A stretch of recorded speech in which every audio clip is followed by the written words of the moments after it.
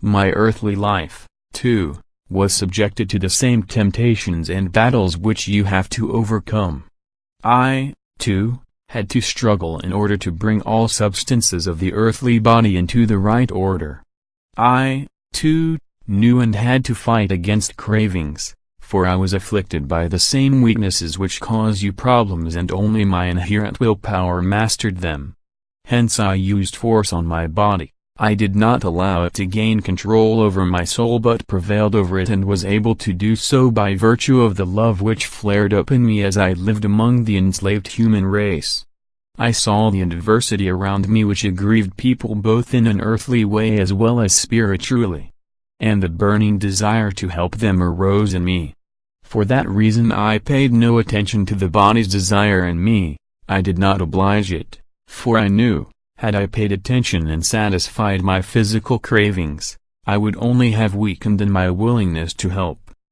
However, it was a difficult battle, for temptations besieged me from all sides and the human nature in me sought fulfillment.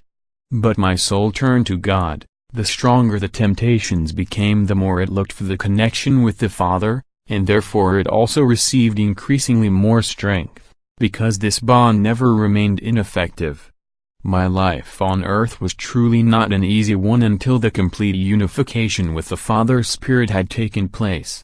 For I was as human as you, and first had to do that which is also your task, to develop love to utmost perfection in order to thereby be able to give access in me to the fullness of God, the eternal love. Thus to find the ultimate union with Him, which is your goal on earth too. And even though my soul had come from the kingdom of light, it was nevertheless exceedingly besieged by its body of flesh, whose matter was the same as your body, and thus also consisted of spiritually immature substances which were still under the adversary's control, which he constantly impelled into all kinds of cravings and passions. The fact that I did not succumb to them as a human being was only achieved by the love in me which strengthened my will to resist. And staying in dark and sinful surroundings also gave the external evil spirit an opportunity to besiege the body and to entice it with make-believe images which were intended to confound the senses and weaken my resistance. But I was not allowed to push these evil spirits aside. I had to try to pacify them. I also had to let love come to the fore, because I realized that they, too, were pitiful beings under the adversary's control, which should also be released from him one day.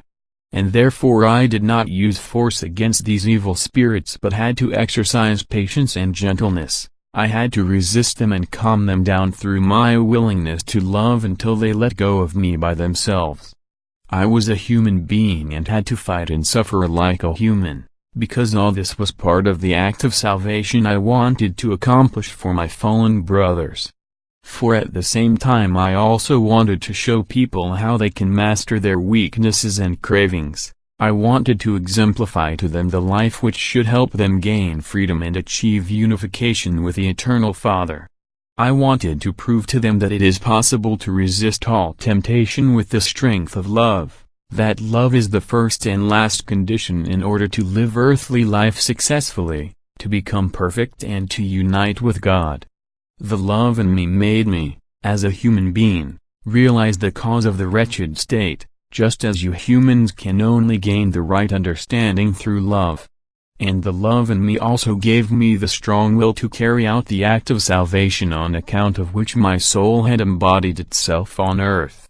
As a human being I knew that I would only be able to accomplish this act with the strength of God's love, and therefore I called for love. I beseeched it to give itself to me, and thus also shaped myself appropriately to receive God's strength of love in me.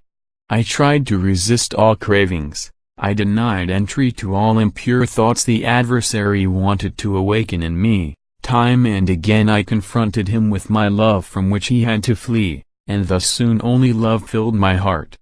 I formed an increasingly more heartfelt bond with the eternal love which gave itself to me, and thus also made me become increasingly stronger, so that I approached the final goal of my earthly existence with a firm will. Yet the adversary did not stop besieging my body time and again with ever fiercer temptations as my intention became more evident to him. and I had to fight him until my end. Time and again my human nature emerged in me so that, in my weakness, I prayed to the Father, if thou be willing, remove this cup from me. But the bond with the Father was stronger and I utterly succumbed to his will.